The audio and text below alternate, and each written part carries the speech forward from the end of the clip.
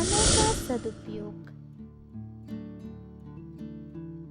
जो समय के साथ चलता है, समय भी उसी के साथ रहता है। हाय, हाय, मेरा नाम टीना है और मुझे समय का महत्व पता है। ये मेरा भाई बंटी है जो हर काम कल पे टालता रहता है और समय बर्बाद करते रहता है। टीना और बंटी के एनुअल एग्जाम्स पास आ रहे थे, तो टीना अपने क्लास में बैठकर अपना प्रोजेक्ट कंप्लीट कर रही थी। तभी वहाँ बंटी आया और बोला,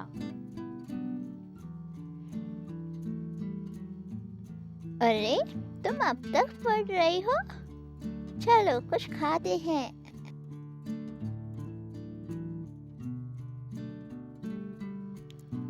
टीना कहती है, मेरा थोड़ा सा प्रोजेक्ट बचा है। अगर कंप्लीट नहीं किया तो टीचर डांटेंगी और अगले हफ्ते से एग्जाम्स भी तो शुरू हो रहे हैं। टीना बहुत ही मेहनती और समय का सदुपयोग करने वाली बच्ची थी, जबकि उसका भाई बंटी बहुत ही बदमाश लड़का था। वह हर काम कल पर टालता रहता था।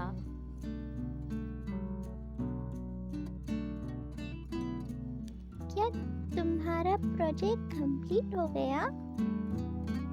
अरे, मैं इतनी जल्दी प्रोजेक्ट कंप्लीट करके क्या करूँगा? हमें तो प्रोजेक्ट 6th पीरियड में सबमिट करना है ना।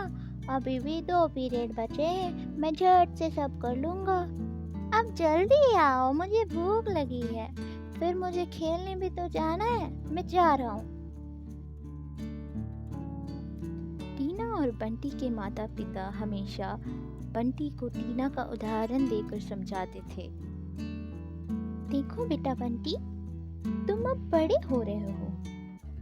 खेल कूद के साथ साथ तुम्हें अब पढ़ाई पर भी ध्यान देना होगा। हाँ मम्मा, मैं कल से पक्का ऐसे ही करूँगा।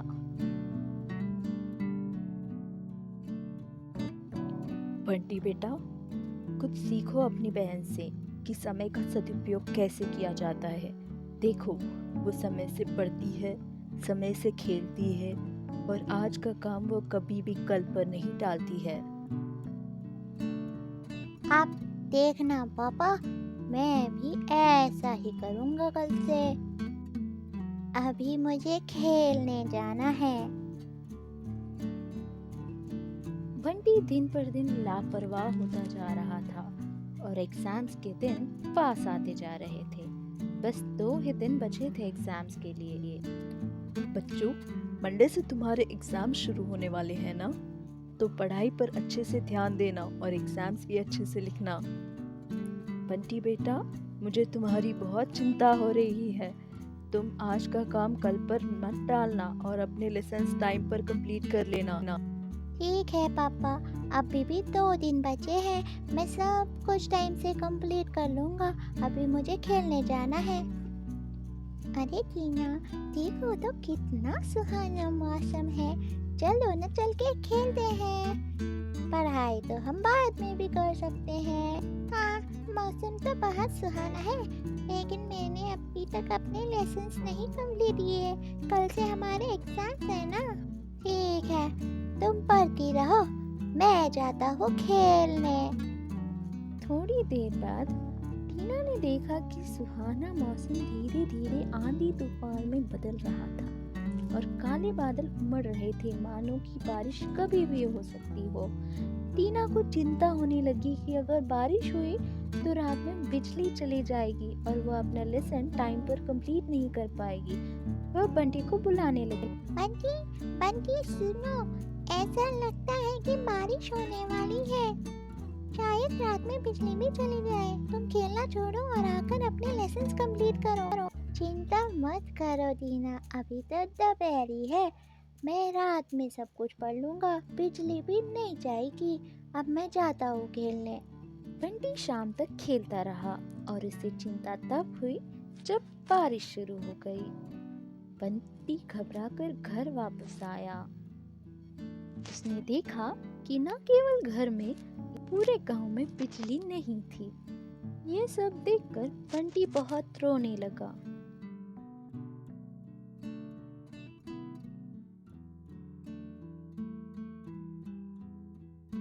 अब मैं कल के एग्जाम में क्या लिखूंगा?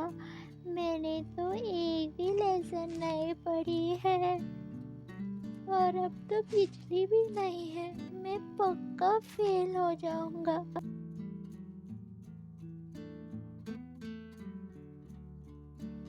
मैंने तुम्हें बोला था ना अपने लेसन्स टाइम पे पढ़ लेने को। मैंने तुम्हें एक हफ्ते पहले ही बोला था ना कि तुम सब कुछ टाइम से पढ़ लेना, लेकिन तुम तो किसी की नहीं सुनते। तुम्हें तो कुछ समझना ही नहीं है। अब भुगतो।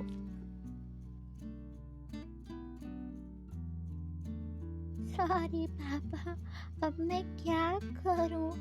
काश मैंने अपने लेसन्स टाइम पे पढ़ लिए होते।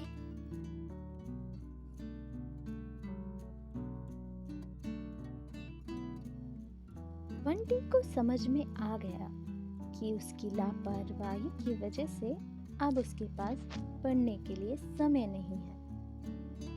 रोने से कुछ नहीं होने वाला। अब तुम्हें पता चला कि सब लोग तुम्हें क्यों समझाते रहते थे। अब रोना बंद करो और मेरे साथ आओ। मैंने अपनी सारी लेसन्स टाइम पे कंप्लीट कर लिए हैं। मैं तुम्हें सब कुछ समझा दूंगी और याद रखने में भी मदद कर दूंगी। अगले दिन दोनों ही बच्चे खुशी खुशी अपना एग्ज़ाम लिखने जाते हैं और उन्हें एग्ज़ाम में बहुत अच्छे मार्क्स मिलते हैं। इस कहानी से हमें यह सीख मिलती है कि हमें कभी भी समय बर्बाद नहीं करना चाहिए। हर काम समय से कर लेना चाहिए।